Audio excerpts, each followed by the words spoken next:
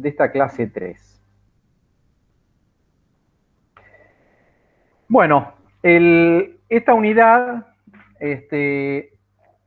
digamos, en esta unidad hemos visto entonces una presentación con algunas consideraciones sobre la cuestión de planificación en términos generales, fue en la primera clase. Después vimos la cuestión sobre el problema y la causalidad como parte, digamos, como disparador de política pública. Y hoy vamos a ver lo que podemos denominar en términos más generales como prospectiva, pero que tiene que ver con los estudios de futuro, o sea, con pensar el futuro. Entonces, en el marco de políticas y en la caracterización de la situación, nos encontramos con que el problema que, digamos, con el cual tenemos quizás en general algunas dificultades para su definición debido a que no tenemos la información suficiente o también porque el problema va mutando, va cambiando, digamos, con el tiempo, y se convierte en un blanco móvil. Es importante en cualquier problema público, salvo aquel que sea muy acotado o muy sencillo, no menos importante en términos de su criticidad, ¿no? He dado siempre el ejemplo de infracciones en un cruce de calles. Es un problema importante si hay, obviamente, una cantidad importante de siniestros y algún tipo de letalidad importante, pero es un problema simple en términos de la cantidad de variables en juego. Otros problemas tienen un montón de variables, de dimensiones, algunas que pueden ser manejadas por los planificadores, las planificadoras, y otros que en realidad están fuera del ámbito de gobierno o de gobernabilidad de quienes están al frente de la planificación. Pero es importante intentar proyectar el problema y su tendencia y su perspectiva, es decir, su tendencia hacia adelante, hacia el futuro, su proyección.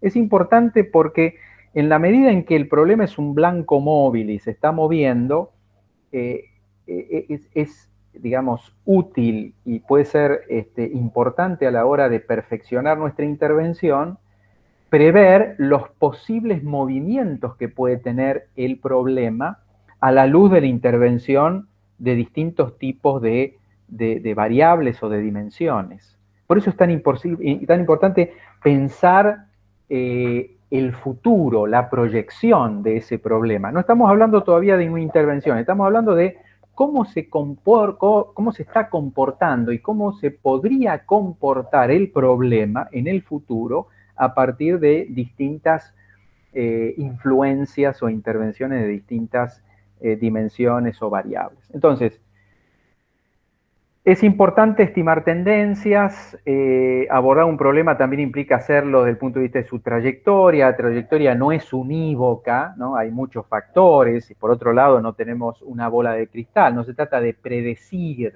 se trata de prever posibles trayectorias a partir de la incidencia relativa de distintas dimensiones, y hay una diversidad de instrumentos, ¿no? Entonces, hoy vamos a ver un poco estas proyecciones. Hay una bibliografía específica que está ahí en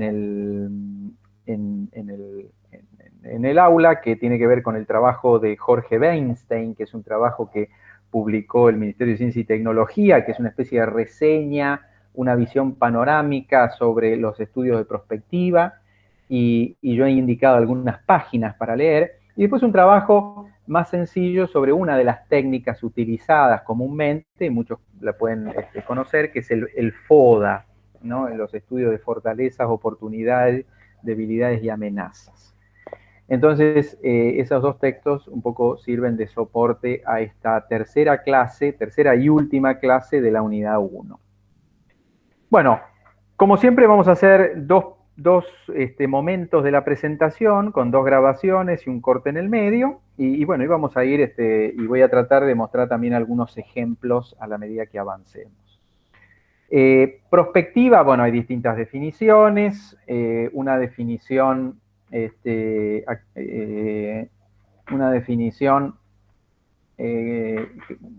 varias acá de distintos autores, una anticipación preactiva y proactiva para iluminar las acciones presentes con la luz de los futuros posibles. O sea, los análisis de prospectiva o los estudios de futuro, lo que simplemente fundamentan de manera más eficaz las decisiones que tomamos en el presente y que van a tener repercusiones sobre el futuro. Eso es lo importante. Entonces, ahí están algunas de las definiciones, todas tienen que ver básicamente tienen que ver con esta cuestión. Iluminar, fundamentar, digamos, las decisiones que tomamos en el presente a partir de datos que entendemos que pueden darse en el futuro.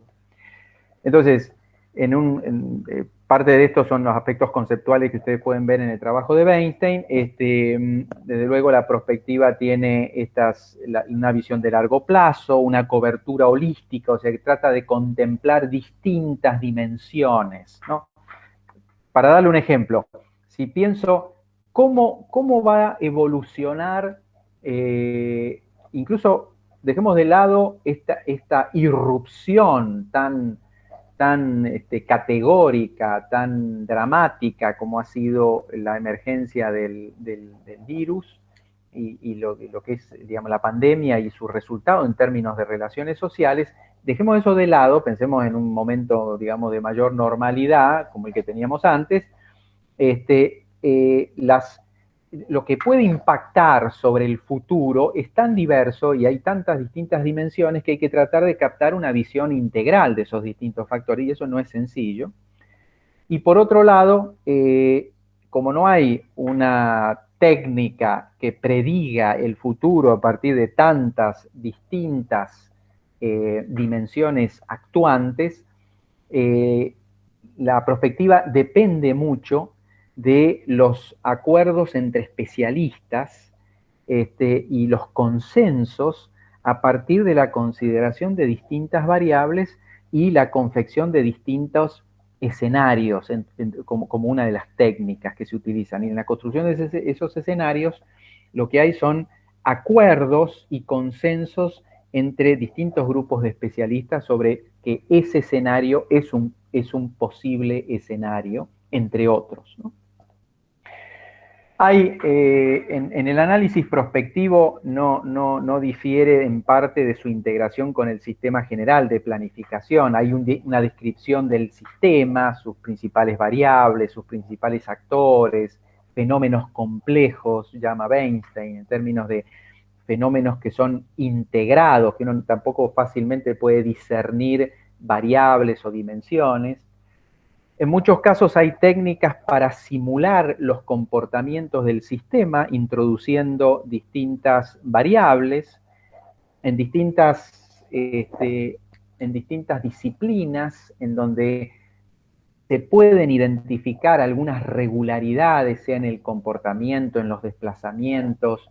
Es posible desarrollar un modelo que incorpore distintas variables y hacer unas modificaciones en los registros de esas variables y ver cómo se comporta el sistema, o sea, simular cómo podría ser en la realidad si uno activara algunos cambios. Por ejemplo, en los estudios de movilidad hay modelos en los cuales uno puede cambiar una serie de variables, por ejemplo, el costo no sé, de un pasaje de transporte público, la mejora de una vía, los cambios de velocidad en distintas vías. En el ámbito económico, aunque con un grado de imperfección importante, se pueden, en algunos modelos de comportamiento, digamos, en determinados mercados, uno puede simular lo cual sería el comportamiento de los actores si se introducen cambios en alguna variable, un precio relativo, una cantidad, una condición, etcétera, etcétera. Y después, bueno, lo que implica construir estos escenarios alternativos como parte del ejercicio de la prospectiva. Hay distintas herramientas. Y aquí hago una pequeña, un pequeño paréntesis.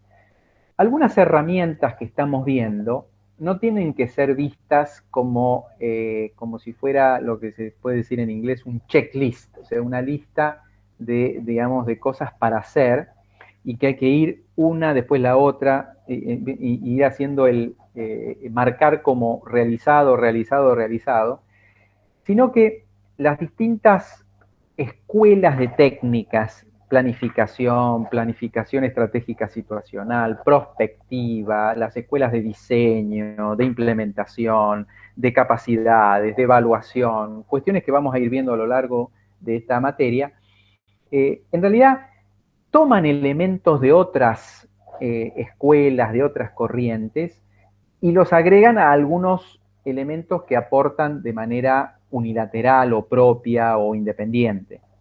¿Qué quiere decir? Que, por ejemplo, algunas de las cosas que están incluidas dentro de las herramientas de la prospectiva es un poco el análisis de problemas que hicimos en la clase anterior.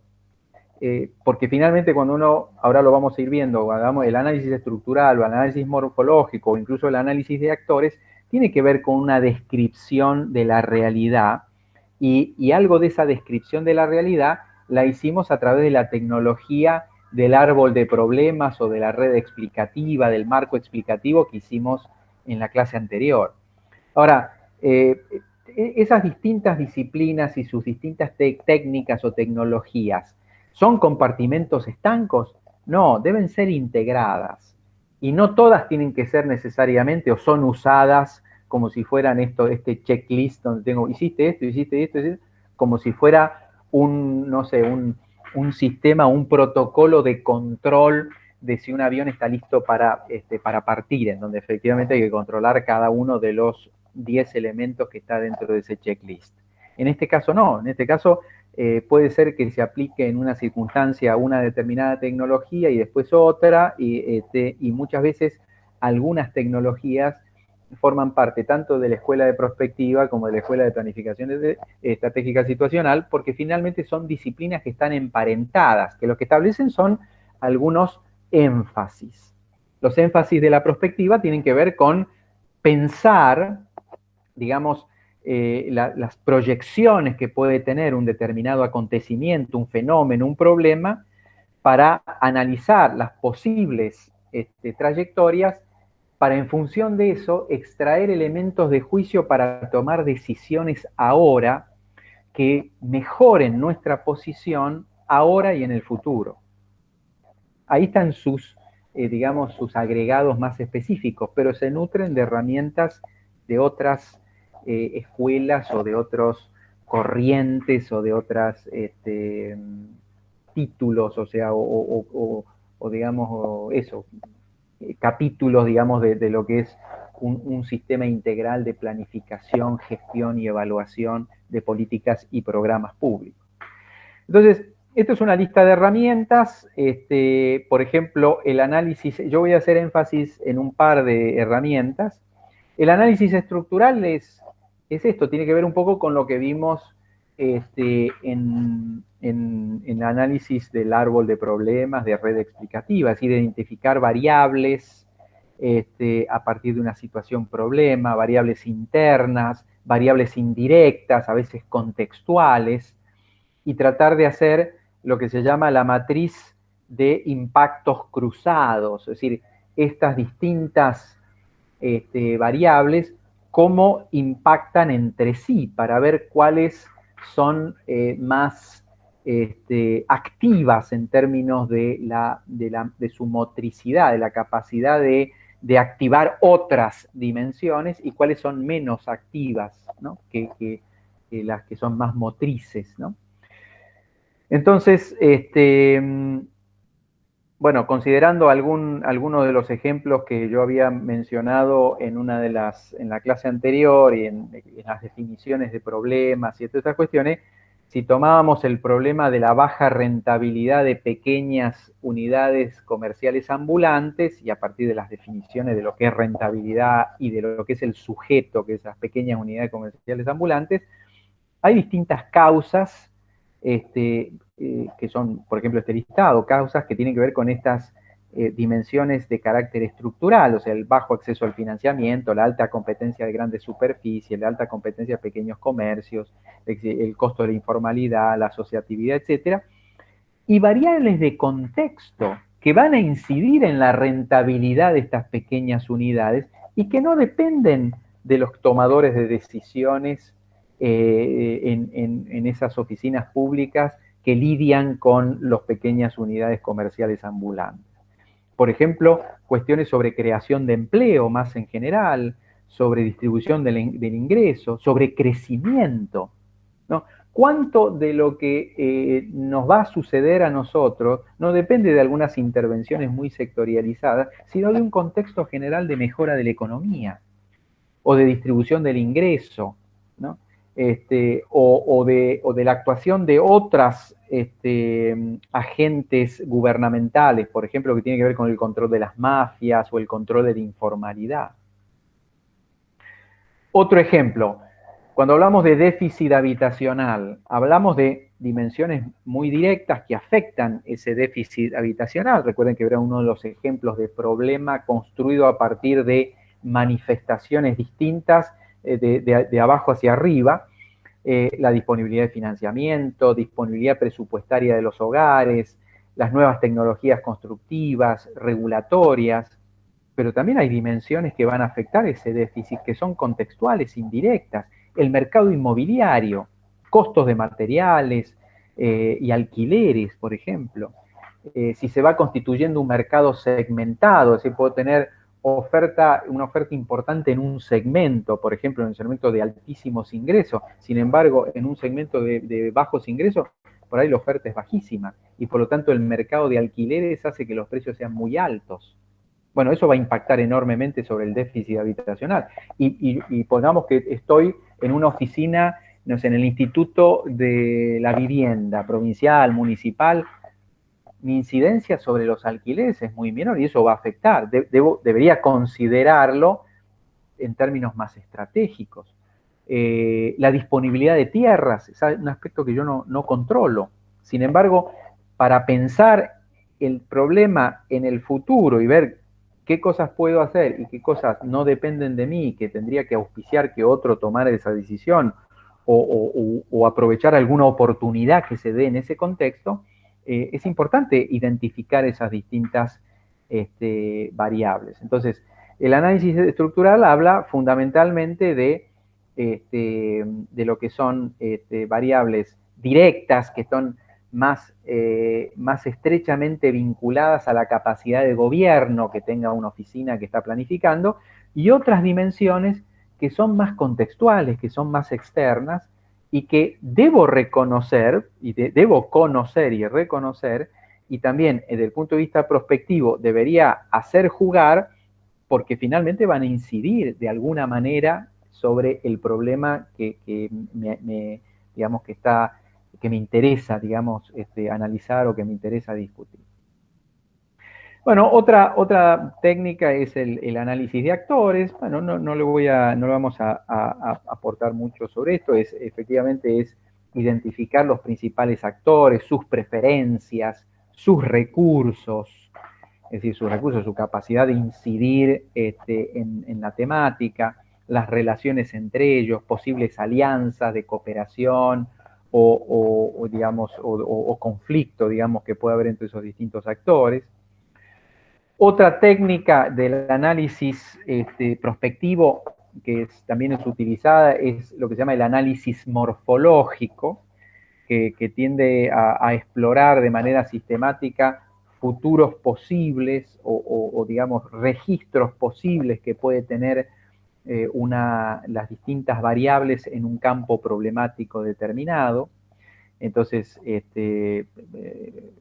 tomo como un ejemplo, no sé, en una política exterior, bueno, cómo va a evolucionar la demografía de un continente, cómo va a evolucionar el contexto geopolítico, la integración de los países, la economía. Bueno, cada una de estas dimensiones puede adoptar algún registro determinado, ¿no? Puede ser que la población siga envejecida, puede ser que haya nuevos flujos migratorios, o puede ser que haya un nuevo baby boom, esta especie de crecimiento poblacional a través de nuevos nacimientos, en este ejemplo que es de Europa del Oeste, y flujos migratorios, y va a haber una fuerte, digamos, crecimiento vegetativo, y bueno, son como tres situaciones distintas en las que puede situarse la demografía, depende de cómo evolucionen determinadas tendencias. Y lo mismo en otras dimensiones. Entonces, el análisis morfológico simplemente expone esos posibles comportamientos y después dice, bueno, ¿qué pasa si estamos en un escenario en donde estamos en A3, B2, D3? Bueno, ese es un escenario posible, a lo mejor muy favorable. Después puede haber un escenario menos favorable a partir de otros registros. Bueno, es otro, digamos, otra tecnología.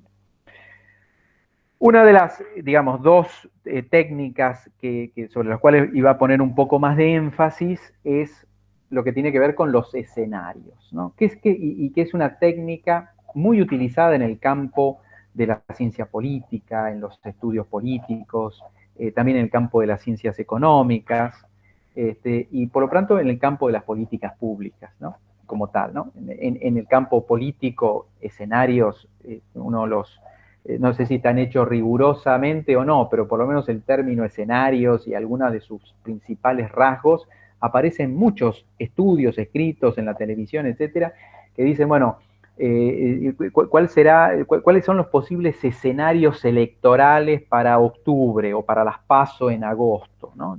Bueno, eso va a depender, esos escenarios que van a ser las posiciones que van a tomar distintas actores en un determinado momento, dependerá de cómo fluyan una serie de tendencias de aquí hasta el mes de agosto, seguramente, económicas, políticas, de relaciones internacionales, de conflictividad laboral, etcétera, etcétera, y en función de los registros que vayan tomando esas distintas dimensiones, afectan las posibilidades electorales de distintos actores. Entonces, podemos encontrar un escenario favorable al gobierno actual y un escenario favorable a la oposición. Bueno, entonces el término escenario como posible situación, digamos, es muy utilizada en el campo de los estudios políticos, digamos, de las encuestas de opinión, de la proyección política, etcétera. También en el campo de la economía y obviamente lo vamos a aplicar al campo de las políticas. Entonces, ¿qué dice la definición? Un escenario es un conjunto formado por una descripción de una situación futura y un camino de acontecimientos, ¿no? que permiten pasar de una situación original a otra. Las hipótesis que están detrás de un escenario, recordemos que son situaciones futuras sobre las cuales, bueno, no tenemos un dominio, digamos, completo. Digamos, son estimaciones. No tenemos la capacidad de predecir lo que va a acontecer. Tenemos la capacidad para estimar posibles tendencias, cómo se pueden agrupar determinadas tendencias en situaciones futuras. Incluso tampoco tenemos una capacidad, salvo que haya experiencia previa, para incluso estimar la probabilidad de cada uno de esos escenarios. Más allá de que muchas veces en algunos ¿cómo se llama? Escenarios políticos se habla de probabilidades, ¿no? En función también de la verosimilitud de ciertas tendencias o no.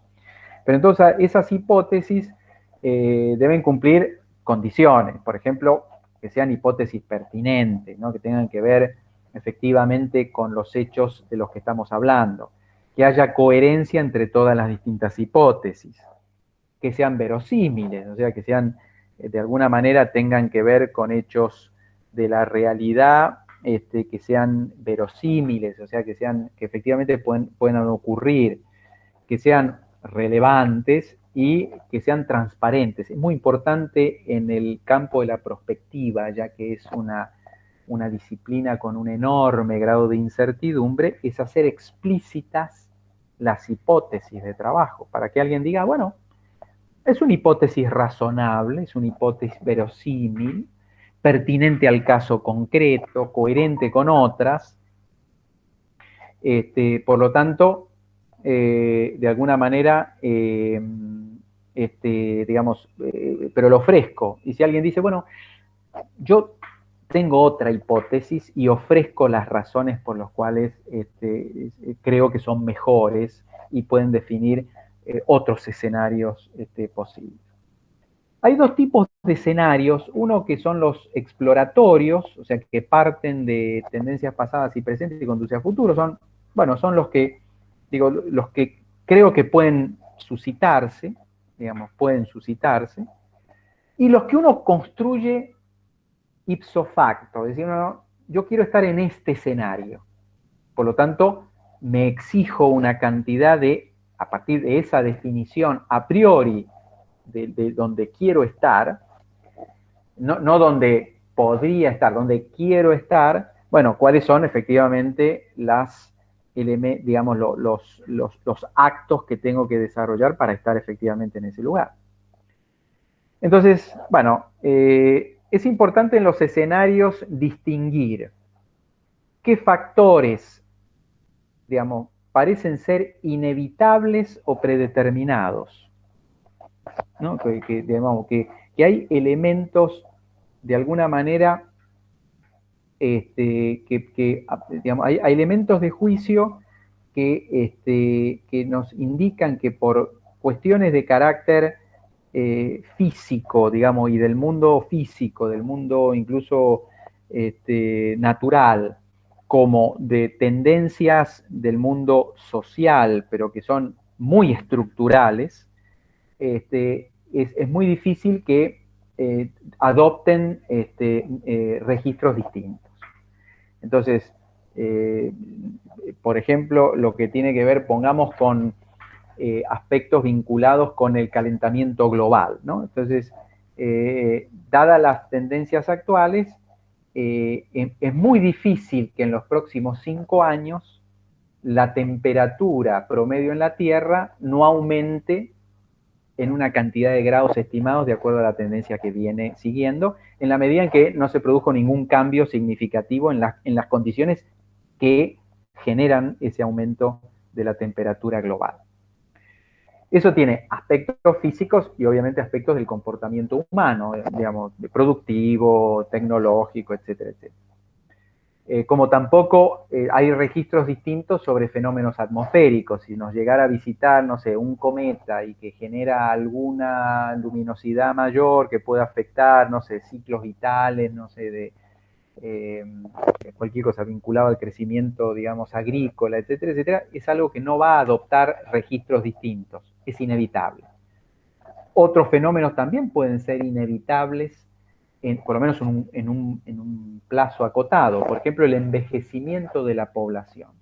En un determinado país se viene dando una tendencia, tanto en las tasas de crecimiento vegetativo, en la evolución, en la expansión, digamos, de la ¿cómo se llama?, de la edad promedio de la población, etcétera, es inevitable que en los próximos 5 o 10 años la edad promedio de la población aumente. Ahora, eso es importante porque eso lo que nos está dando son, bueno, que no son tendencias, o mejor dicho, variables cuyos comportamientos futuros en realidad no admiten registros distintos, admiten un solo registro estimado. Es importante distinguir aquellos factores que pueden asumir distintos registros.